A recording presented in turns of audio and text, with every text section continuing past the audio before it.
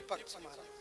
भाद्रपद शुक्ल पक्ष की पूर्णिमा तिथि से आश्विन कृष्ण पक्ष की अमावस्या तिथि तक जो 16 तिथियां आती हैं, ये पितृपक्ष माना जाता है। पितृपक्ष पितरों की साधना का सर्वोत्तम अवसर है। जिन पूर्वजों की कृपा से हम लोगों को ये सुंदर देह प्राप्त हुआ, जिन पितृ देवताओं की कृपा से हमको पद मिला, जिन पितृ देवताओं की कृपा से हमको प्रतिष्ठा मिली, जिन पितृ देवताओं की कृपा से हमारे जीवन में सुख मिला, शांति मिली, समृद्धि मिली,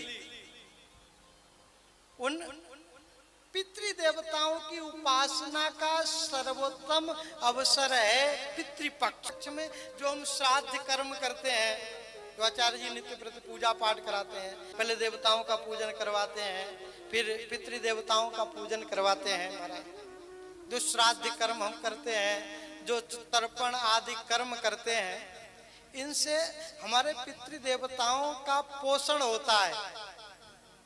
जो श्राद्ध कर्म जो आप यहाँ करोगे या अपने घर में रहकर पितृपक्ष में आप लोग करते हैं, तर्पण करवाते हैं, ब्राह्मणों को भोग लगवाते हैं, उन कार्यों से पितृ देवताओं का पोषण होता है, पितृ देवताओं का पोषण।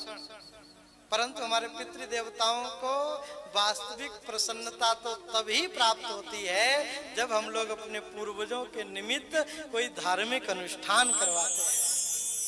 हमारे पितृ देवता सबसे अधिक प्रसन्न तब होते हैं जब हम अपने पूर्वजों के निमित्त भागवत कथा करवाते हैं, भागवत मूल पाठ करवाते हैं, धार्मिक आध्यात्मिक अनुष्ठान करवाते हैं। क्योंकि ये भागवत कथा हमारी पितृ देवताओं को पितृलोक से परमात्मा के लोक की यात्रा करवाती है। तो हमारे पूर्वज पितृलोक में रहते हैं, तो उनको जब हम श्राद्ध कर्म करते हैं, जब तर्पण करते हैं, जलदान करते हैं, पिंडदान करते हैं, तो उस समय तो उनका पोषण होता है। परंतु जब हम लोग भागवत कथा करवाते हैं तो हमारे पितृ देवताओं की यात्रा भगवान के लोक की यात्रा होती है। जो पितृलोक में रहते हैं, पितृलोक से फिर वो परमात्मा के लोक में चले जाते हैं। इसलिए तो कहा, क्योंकि भागवत आत्म कल्याण और पितृ कल्याण का सबसे बड़ा साधन है। भागवत हम लोगों के जीवन में सुख शांति समृद्धि तो प्रदान करती ही करती है, इसके साथ साथ हमारे पूर्वजों को, हमारे पितृ देवताओं को परमात्मा के चरणों की सन्निधि प्राप्त कराती है।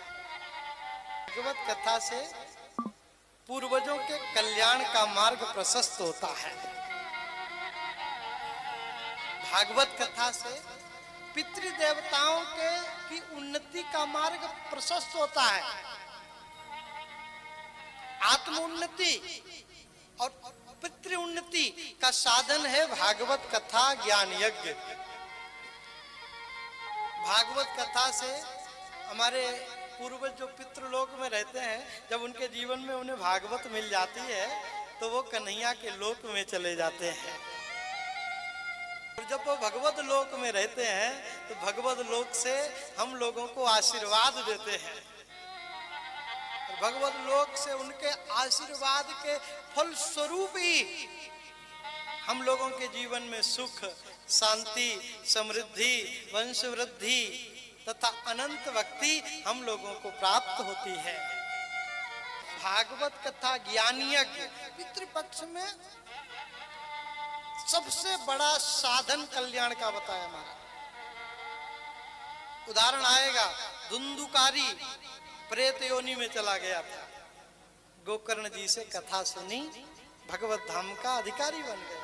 पितृपक्ष में हमारे पूर्वज भ्रमण करने के लिए निकलते हैं, फिर आकर वो हम लोगों को देखते हैं कि हमने अपने संतति के लिए इतना सब कुछ किया था, अपनी संतति के लिए क्या क्या किया था और वो संतति हमारे निमित्त क्या कर रही है, वो हमारी संतान हमारे लिए क्या कर रही है। तो अगर हम लोग सत्कर्म में तल्लीन होते हैं तो वो हमें देखकर प्रसन्न होते हैं।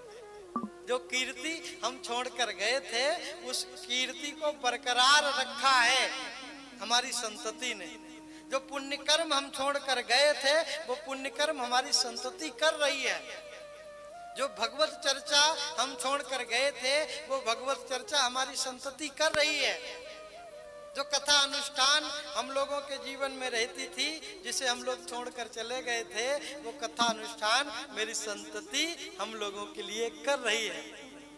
जब हम ऐसे अवसर अपने जीवन में लाते हैं तो हमारे पूर्वज, हमारे पितृ देवता जब ये दर्शन करते हैं तो बहुत प्रसन्न होते हैं, महाराज गदगद हो जाते हैं। अरे देखो हमारी संतति परमात्मा की कितनी बड़ी कृपा पात्र है।